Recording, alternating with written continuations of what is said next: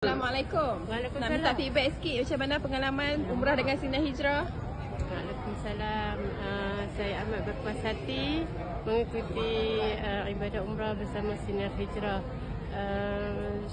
Saya sangat recommended sebab Ustaz membimbing dengan penuh.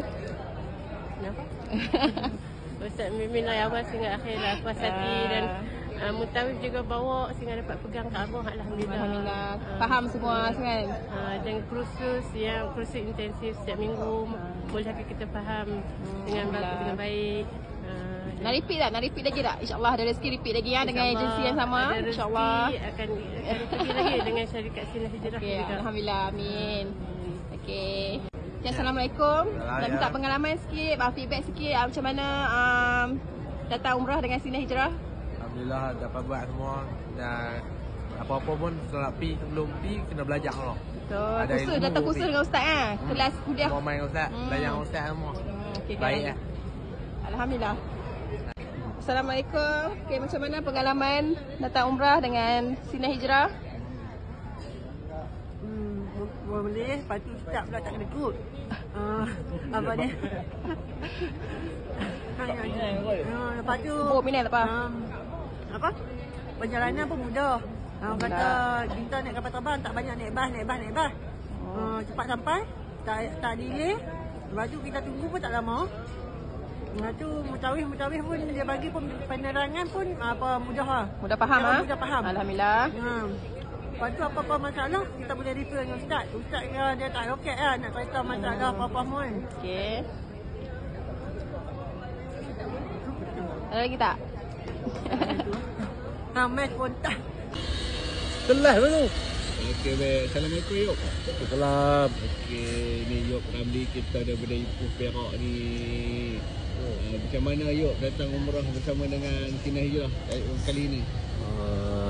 Saya mengucapkan terima kasih lah pada Sinar Hijrah ni kerana rasa-rasa puas pergi umrah dengan Sinar Hijrah ni. Rasa puas hati lah. Puas. Ni apa kehendak kita. Kali ke berapa yang Yop datang ni? Ini kali kedua. Kali kedua. Kali kedua. Orang kata puas lah. Apa hajat di hati ni. Kehendak kita. Dari segi pengurusan, dari segi bimbingan macam mana? Terlalu terbaik lah.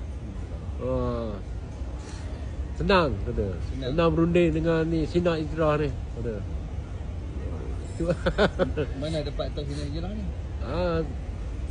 Dapat tahu dari Sinar Hijrah ni pada kakak ipar saya lah. Dia mengajak kan. Dia kata, dia telefon, dia kata nak pergi ke Sinar, ada umrah.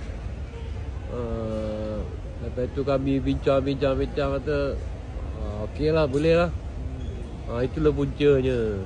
Berapa kali buat umrah berapa ni? Kali kedua. Yang buat umrah, yang kali ni pergi buat umrah berapa kali? 5 kali. Ya? 5 kali. Dapatlah buat 5 kali. Yang sudah tu dapatlah 2 kali je. Orang tu tak puas hati lah. Jadi kita ni nak pergi ni, kita nak tambahkan penambahbaikan lah. Kata puas hati lah kata. Pastilah. Alhamdulillah. Itu bila nak pergi pula ni?